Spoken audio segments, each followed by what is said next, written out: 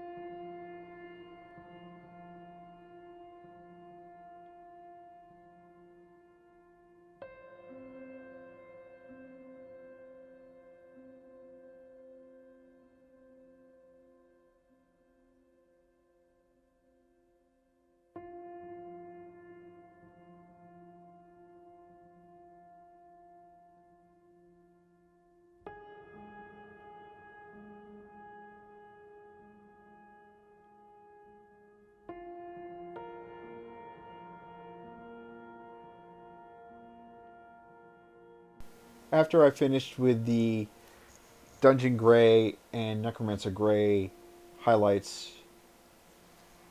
I went ahead and went with just pure Dungeon Gray and began to establish the brighter highlights on the model, specifically around the blades and the rods coming off the miniature and some of the more upturned spaces on the top of the Mr. Handy.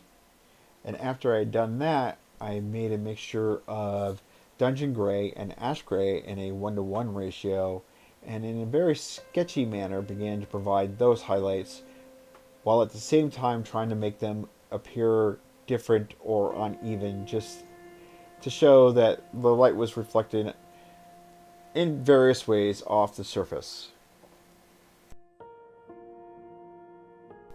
You, of course, can provide these highlights in any way that you want. It's just a matter of how you envision the light reflecting off the surface of this particular robot. I'm kind of had a more like cloudy day kind of vibe that I felt was good for this. You could do a pure sunny day, and you can bring this up to really bright if you want to. But I'm just kind of go through and work my way up from this mixture of Dungeon Gray to AshGrey up to AshGrey as my brightest highlight. As you can see here, I'm just kind of hitting the edges of the bars in the front of the grill. I'm going to hit a few other places. So we're going to go around and do this. And then once we get to the weathering aspect of this, or to a different part other than me highlighting this up with the mixture of Dungeon Gray and AshGrey, and then AshGrey, I'll be back on.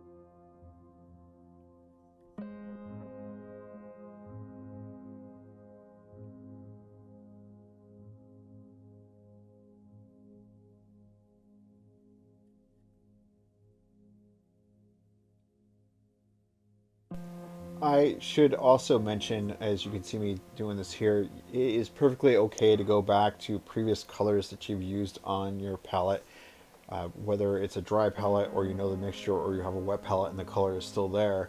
Go ahead and make adjustments. If you think it's too bright, then you can dull it down. If you think it's too dull, you can brighten it back up. This is not a just straightforward process when you do these projects that include non-metallic metals. It's always going to be a back and forth and just trying to adjust things so it looks good to you. And that's really all that matters. I know that there's always this like pressure to make it look like something else that somebody else has done, but you don't need to. You make it the way that you think it looks good, and the more you practice, the better you'll get at it. So I will be back on when I get back to a different area.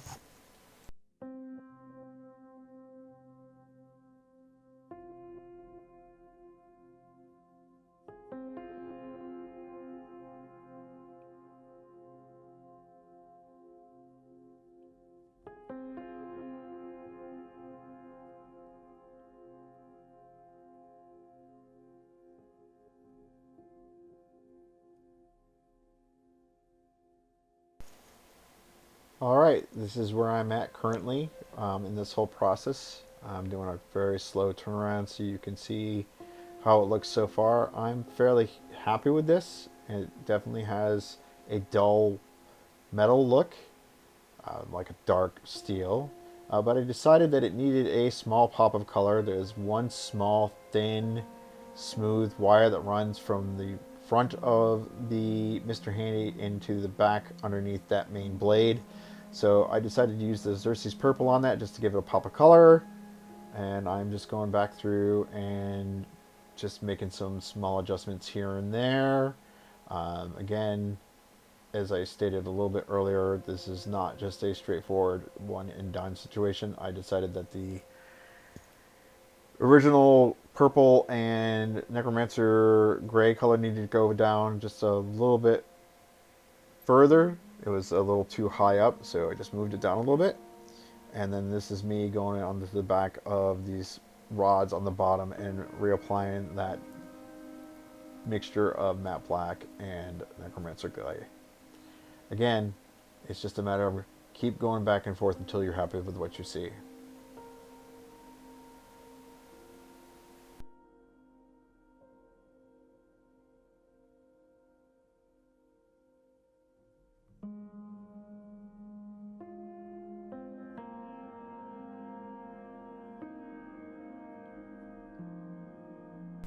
Once I was happy with the way my non-metallic metal looked, I began the process of weathering this Mr. Handy.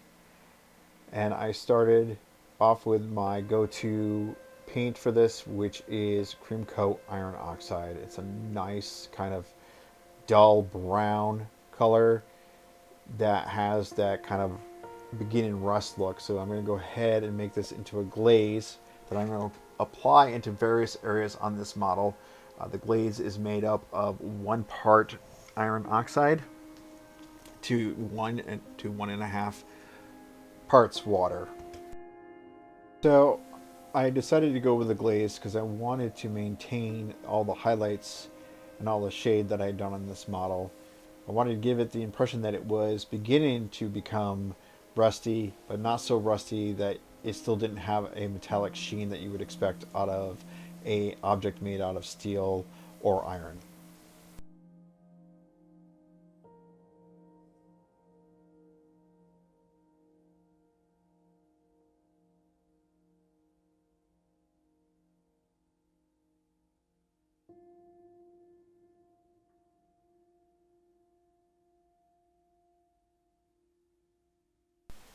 Once the glaze was dried, I went ahead and applied a relatively thin coat of Agrax Earthshade all over the model.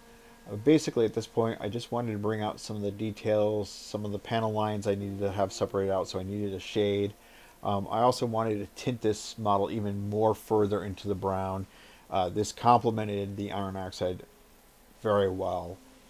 Once that dried, I went ahead and in select areas applied an additional wash of Fuegan Orange to give it a much more like rusted appearance, as if it's slowly starting to become more rusty than the iron oxide you could see currently.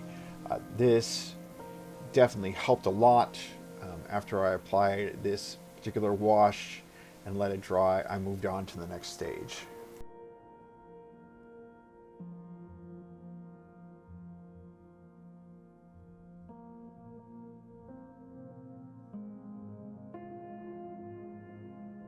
After all the shades had dried, I went ahead and started the process of making this particular Mr. Handy look like he was beginning to rust pretty heavily. So I went to Reaper Miniatures Paints Oxide Red to start off with, and just started applying this to various areas that I felt that should be just more rusty, maybe, you know, exposed to the elements more, water stays on it a little bit longer, or doesn't get used as often. So I went ahead and did this in random spots all over the model. And after I finished with the Oxide Red, I took a small sponge brush and applied Oxide Yellow into various areas, and you'll see me do this in just a few moments.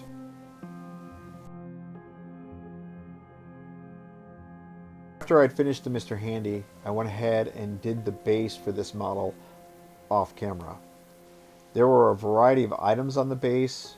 There was some non-metallic metals that I had to paint that I also rusted up in the form of an I-beam. There was a pile of wood on top or next to the I-beam that I painted with Army Painter's Field Gray. I also did some stones. I did a Nuka-Cola bottle, and I also had to do the Barren Earth, which I used Games Workshop's Airline Karak stone. So I got all these things done, and when I was done with it and put it all together, I was pretty happy with it, and you'll see the turnaround in a few moments. But I just wanted to take a moment to thank you for watching up to this point. If you watched this entire video, I really appreciate it. Also, if you could, if you've not already, please like this video and or subscribe to my channel just to help it reach more people. It would be a great help. So here's the turnaround on the Mr. Handy that I finished. I'm really, like I said, pleased on how it turned out. I hope you enjoy it. Have a good day or evening, depending on where you are or when you watch this. And we'll see you again sometime soon. All right, bye.